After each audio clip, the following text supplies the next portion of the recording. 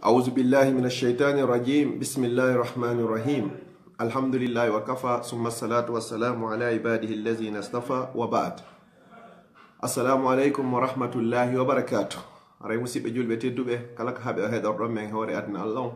مسيب مولى عبد الله جل مسلمين وسلمنا على الإسلام سلمنا على يمبي الجنة كالله الجنة يلا ودي فومي نهارك يمبي يمبي الجنة ara wana wadi wadirno den non programme o hande kadi ngari e yewtere men wowne den ara ko ndedo woni yewtere jeena e beren fi ko yondiri fi bone jinna e nyanne e ndure e mbile yo Allah dando en boneji mabbe din nawno be sifam ko yo Allah on dikkimbe be nawna ben kadi yo Allah on dandube e yewtino ko wiete kon fi sihru tafriq mbile yagal ngabe watta fi sennendirgol hakkunde aden e beyngo hande ko nda yewde ko wiete kon sihrul mahabba mbile yagal ngal be watta fi yo giggolngol feƴƴitu hakkunde aden e moodi muɗum giggol no moƴƴi ha hakkunde aden e ɓeygu mum kono ko so tawi haray ngol feƴƴitani aɗo en natande ɗum ɗon haray miɗa wawa yewde ɗo seeɗa woɓɓe ko landiti e nder yewtereji ɗin haray nayo goɗɗo inno joni masala joni kala ko heɓilanko ɓeɗo kono noon haray jinna no woodi ñanne no woodi bile no woodi ndure kay hino woodi no tabiti haray moccugol ngol kadi haray hino dagi nelaɗo sallallahu alayhi wa sallam ɓe maaki honno wo inna ruqa wattama'im wattawla wo shirkun waɗugol piɓol e bakawol e talki e nasi woɗiɗo fof ko shirku ɓe inni noon e hadis go kadi wo la ba'sa bir ruqa ma lam yakun shirkan wo ella wo ala kadi haray e moccitagol e ñawdagol fodde tawata hara wona shirku wona e ñawdorede joni noon ngal mbileyagal ɗo ko honɗum ɓe waɗata haray gogo on taw ko ɗuɗɗingol giggol ngol hakkunde gorko on e debbo on o yiiɗa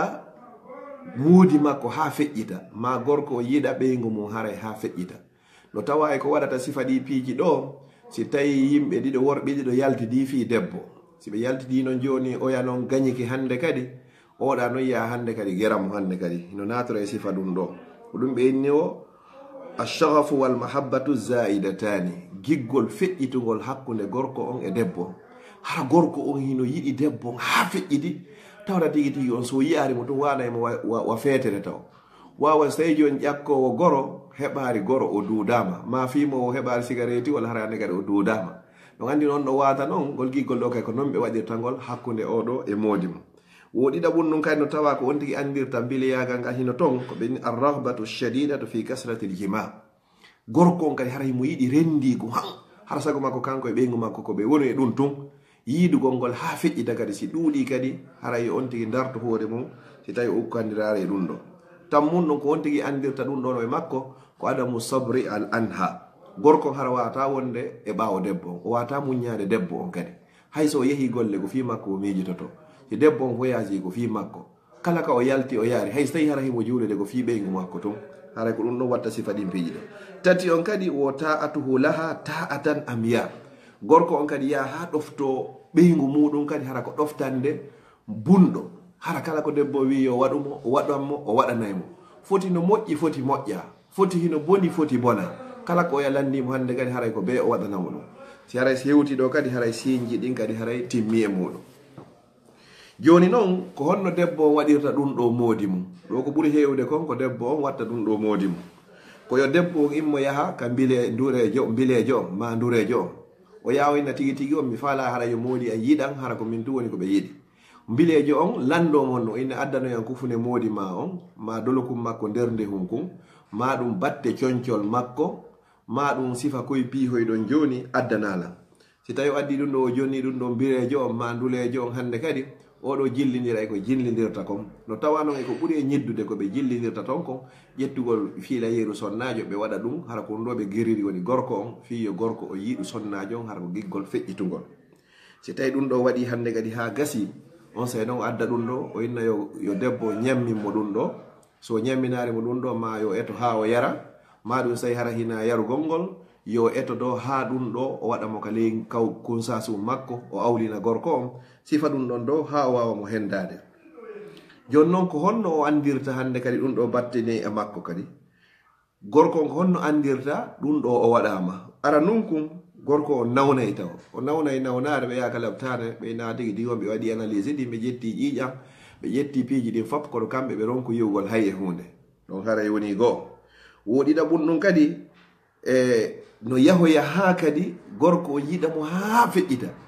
si wono ino ha hande kadi giggol ngol noon waylitoyo ko wonno giggol fof hande kadi wonta hande kadi konnagu hakkundeji maɓɓe. si ɗum ɗo waɗi ɗum ɗo kadi yo andu haray hande kadi ko o wiyete sihirul mahabba. ɗum ɗo noon kadi yahoyay ha hande kadi gorko on aña sonnajo o few taw hande kadi o yiɗamo o falaka yoɓe yiidu few hande kadi. si ɗum ɗo waɗi si o gerimo ɗum ɗo gorko on si tawi sansoyi hande kadi gorko on aña debbo on. so añi debbo on hande kadi hara ko debbo on waɗuno ko ngo fiyo yiɗumo wona ha sabu gorko on hande kadi aña kala debbo, aña ɓeygu makko, aña yumma makko, aña bandira e makko ɓen, o aña yayira e makko, o aña nenira e makko ɓen fopp hande kadi. hara hande kadi gorko on falaka hay yiwde hay debbo goto hande kadi par ce que ko waɗa kon hari ko fi debbo. joni noon o aña ɓeeɗo fopp hande kadi na goto o yiɗi yiwgol hande kadi ko ɗum ɗo wiyete sihirul mahabba, mbileyagal hara ko fi giggol. joni noon debbo on ko wanno ko yanti e hoore makko, gorko yiɗamo kanko, yiɗa nene makko, yiɗa bandira e makko ɓe, yiɗa yayira e makko, yiɗa niniraɓe makko tosokoɓe ma mawɓe fof hande kadi. gonno si ɗum ɗo noon feƴƴi honɗum watta ɗum ɗo kadi yahoyay ha hande kadi gorko on noon hande kadi accita debbo on few. hay qissa goto feƴƴi debbo waɗno ɗum ɗo moodi mum, ɓay waɗi ɗum ɗo moodi mum hay no yiɗi o sonnaɓe jento moƴƴa yahay ɓen fi karamo ko fi moodi mum. ɓay o waɗimo ɗum ɗo mbilejo on noon geri gorko on, gorko o yiɗimo noon ha hewti nokkugo. yahoyi noon ha Allah subhanahu wa ta'ala o faabi gorko on o muccitiroyi ɗe ayaye ɗe yewtete ngaleygo joni inchallah. gorko on noon iwi e muɗum no iwirno e nder ngal ko bilɗa ɗon hande kadi o dikki ka o dikkuno tun o acciti debbo on hande kadi. joni noon ɓay o acciti debbo on noon dogi yiltiti hande kadi ka waɗannoɗo mo o yahi o tawi hande kadi on mayiɗo jaka ɓooyi o ni mayiɗo hande kadi tawi ɗon ala hande kadi wawɗo ittugol noon ɗum ɗo hande kadi tawi ɗon hande kadi woni probléme. joni noon ɗum ɗo luttiri ni. joni noon ko honɗum waɗata sabu ha o gere ɗo ɓe waɗa ɗum ɗo gorko on. sababu hum ara nun kun taw honno ko khilafu bayna zawjayni, ko si yehi ha tawi hande kadi lurral ngal ɗuuɗi hakkunde gorko on e debbo on ñande ɓe ko probléme ji hande kadi debbo on noon yaha gera gorko on hande kadi fiyo deeju ma debbo yaha gera gorko on fiyo deeju ma oya gera oya. si tawi ñande ɓe ko probléme ji ɗum haray koye wattan hakkille moƴƴa noon enen resuɓe ɓen hakkundeji meɗen harana ñande ɓe ko memmingol probléme ji goɗɗi ko muñeteɗi toon ko ɓuuri hewde kon koye on tigui muñño gorko on anda himo yafore e bakkatuji sabu sonjamo heeɓi e ɓeygure makko. debbo on kadi anda himo yafore e bakkatuji sabu probléme ji ɗi o muññi haray moodi makko. ko muññodira o si goɗɗo muññike ɗo haray e dewgal muɗum yo andu ko bakkatuji makko yaafete. wata on tigui hollu wonnema ko min woni gorko on, debbo on kadi wata innu hollo kañum kanko woni debbo on. ɗum ɗo woni ɗiɗi. ɗiɗaɓon ɗon kay ko tamul mar'atu fi mali zawji, ko ɗiɗaɓon ɗum kay ko watta ha debbo yaha geroya moodi muɗum koyo debbo on tañƴino hande kadi e jawdi moodi makko ni. surtout joni hara gorko on ko marɗo jawdi ɓoyi o yaha o geroya noon gorko on hande kadi fi yiltinirgol hakkille makko ɗen hande kadi hara gorko o yiyata hay hunde, natata hay hunde sina ko debbo o wi. ko ɗum yiya toon ha nano ɓe nayi ɗon ko debbo ko kanko ni ko commandimo. ko ɗum ɓeynta ka meɗen ka pulal ɓeyna wo honno kumba no laami commanda. si yehi ha ɗiɗo haray na moƴƴiɗi. gorko no hani yiɗigol ɓeygu mum, debbo on kadi yiɗa moodi muɗum kono ko foti hara ko giggol ko wiyete ko giggol naturel, hara na giggol forsagol, hara na giggol ngol tawata gorko yiɗa ngol ɗo hingol harmi ka dina. kala waɗɗo ɗum ɗon haray o waɗi ko harmi. haray tammun ɗum kay ko watta ha rewɓe ɓe waɗa ɗum ɗo ko si tawi sonnajo on o so'i wondema hara moodi makko no faala jombugol sonnajo ɗiɗaɓo mo faala sinirede. hara debbo no faalaka hande kadi sinirede o yaha noon e goreya moodi makko hande kadi yo debbo yo gorko on moodi makko añu kala debbo hande kadi o waɗa ɗum ɗon hande kadi ko état wo ko état hande kadi haray o gorko ɗo o wawata jombugol. joni noon haray hande kadi fi ko ittata ɗum ɗo kon ko ɗen ayeji joni wonɗen e yewtude ɗo. haray noon ko wattaten hakkil yo Allah on dandu sonnajo, yo Allah dandu sonnajo, yeru wannoɓe fof yo Allah yaafoɓe o gerude moodi makko fi wata moodi makko jombu. haray musidɓe julɓe tedduɓe anditen kala yahuɗo ndaaro, sa yehi ndaaro karamokojo yo ndaaranoye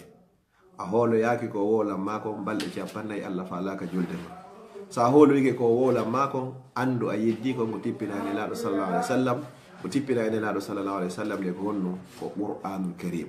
haray koye wattan hakkillu no e moƴƴa no na noon kadi yeyi yi'u wondema kala welduɓe ha inne o gerumo la goɗɗo hani ɓeyno ha weeɗugol ɓeygu mum yiggol hara ko tigi tigi nelaɗo sallallahu alaihi wasallam ɓe landano ko hombo ɓe ɓuuri yiɗugo e sonnaɓe maɓe ɓe maki ko nene Aisha goɗɗo hino yiɗa honno e roɓɓe rento ɗum ɗo moƴƴa noon yehugol ndaara ko kamɓe ɓuri ɗuɗugol e muɗum probléme ji ɗin ko sengo maɓɓe ɓuri ɗuɗugol yo Allah yaafo yahuɓe ɓen ɓe yahaare ɓe yo Allah hon danduɓe yahugol en fof meɗen yo Allah hawtide e yaafo en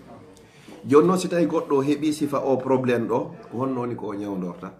ara nun ɗum taw haray ko waɗugo ru'iya shar'iyya no du'orte noon no ani no du'orte noon no moccirte noon hara kono l'islam o wiiri noon ko on ɗon taw on tigi hani waɗugol ko ɓeydoto e hoore on noon taw so tawi joni on hara no wondi e salligi duumagol e ru'iyaji ɗin askaru sabahi wal masa ko ɓeydoto e hoore ɗiɗo ko ɗe ayeje ɗe mi woni janngude ɗo ko Allah delli ya ayuha allazina amanu inna min azwajikum wa auladikum aduwwan lakum fahzaruhum no tawa de e sonna e momɓen on no ayɓe moɓen kay fahzaruhum wa in ta'fu wa tasfahu wa taghfiru fa inna allaha ghafurur rahim o aya ɗo woni gol ɗo e hikkiɗo ɗon on kadi ko Allah subhanahu wa ta'ala on daali innama amwalukum wa auladukum fitna wallahu indahu ajrun azim haray aya hikkiɗo ɗon o inni fattaqullaha mastata'tum wasma'u wa atiu wa anfiqu khayran li anfusikum wa man yuqa shuhha nafsihi fa ulaika humul muflihun haray ko ɗe ayeje ɗo wonti woni ko moccitorta ɗeɗo ɗe wawi moccitorde ɗe wawi moccude kadi nawon ɗon kadi hiɗa wawi kadi jangude ɗe kadi e ndiyam ɗa wawi yarde ɗum ɗon kadi haray karmakoɓe go kadi no jaaɓi hiɗa wawi lotade ɗum ɗon kadi fo hiyo Allah subhanahu wa ta'ala on ittan on tigi haray ko bileyagal ko waɗa ɗo e makko haray karmakoɓe fop hiɓe fotti wonnema bileyagal hino woodi ñanne hino woodi ala haray al aynu haqqun haray ko wiyete ko gite bonɗe ɗen non ko non ɗe woniri hiɗe wooda kadi haray noon neɗɗo fof neɗɗo ko yo rento e muɗum haray feññingol nemaji ɗin si Allah neminima e piiji buyɗo ton yonti wattan hakkil ƴetta précaution ji ɗin i l'islam o inni ya waɗu ɗin an kadi waɗa sifa ɗin ɗon haray tigi tigi o dandira hoorema an e ɓeygore ma ɗum ɗon wona ko moccirte e bimbi e kikiɗe haray inchallahu haray yontere hande ko honɗum yewtoyten fi muɗum bi isnillahi ko madakhilu cheytan aw madakhilu cheyatin dambuɗe baafe ɗe cheytane wawata natirde ɗen e bani adama ha wona ka nder ɓandu ma nadama ɗon soholaji ha perda adna ma perdoya lakara ɗen dambuɗe ɗon ko dambuɗe 17 ɗen dambuɗe ɗen fof mi sitayde si Allah jaɓi mi jantorayde gotal gotal yontere hande inchallahu à partir de 21h45 inchallahu l'heure de Paris haray ko ɗen ɗon mi wowlata ɗe mi yaññoytaɗe moƴƴa koɗo mi wowla e dambuɗe ɗen ka be seeɗa seeɗa ɓay haray hiɗe ɗuuɗi neɗɗo fof neɗɗo rento e majji haraw jaɓari cheytane uddita dambugal gotal e ɗen ɗon ko natirta ha hewta mo haray ka ɓandu yo Allah dande e bone cheytane haray cheytane ɗon o inni wo ko halkirta en enen bani adama ko fi puusugol e waɗugol e bakkato enen kadi ko waweten halkirde cheytane ko sabu wiugol astaghfirullah so hodde hiɗa wiide astaghfirullah wa atubu ilay astaghfirullah wa atubu ilay andu haray hiɗa halkude o wiyeteɗo cheytane kanko kadi koyo puuse ha waɗa bakkatuji kono sa waɗi bakkato a tuubi a ruttike ka Allah ara e halkimo kanko cheytane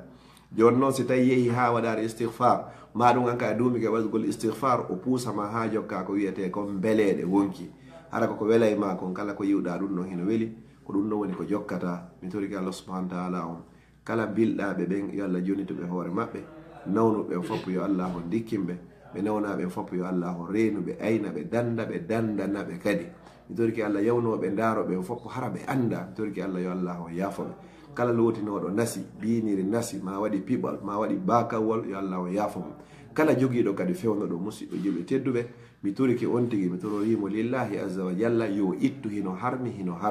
shirku hino harmi bakka to ɓurɗo mawnude on mo Allah o yaafatago kala mayduɗo e muɗum hara ko wiyete shirku noon ko yahugol ndaaro waɗugol naseele waɗana moodi mum ma waɗana ɓeygu mum ma waɗana goɗɗo fi lampagol mo ma fi ɗum bonnugol hakkille makko ma fi jiiɓitugol mo gerugol mo yon tigi ande hino harmi Allah no yaafo bakkatu o no woniri sina shirku ala inni inna allaha la yaghfiru an yushraka bihi wa yaghfiru ma duna zalika liman yasha Allah yaafota ko shirku dey haray neniraɓe tedduɓe wattane hakkil moƴƴa e muɗum haray rente e muɗum wa man yatawakkal ala allahi fa huwa hasbu kala hoolorɗo Allah Allah o yonaymo haray hooloren Allah subhanahu wa ta'ala toroɗen mo kadi haray yo dandu en yo reenu en yo aynu en kadi si Allah jarriborima noon hande kadi ɓe wawi goɗɗum nangi e ma haray ɓurani nelaɗo sallallahu alayhi wa sallam moƴƴugol nelaɗo sallallahu alayhi wa sallam ɓe hewtano ɓe tori Allah Allah on ittani ɓe woodi kadi e sonnajo kadi fewno nelaɗo sallallahu alayhi wa sallam modun nanguno o tori nela sallallahu nela torano Allah yo Allah dikkimo ila do ini sa fala mi toronto Allah yo Allah dikkine sida fala kadi a muñoto sa muñi ke hore dum do hay ko aljanna wodanma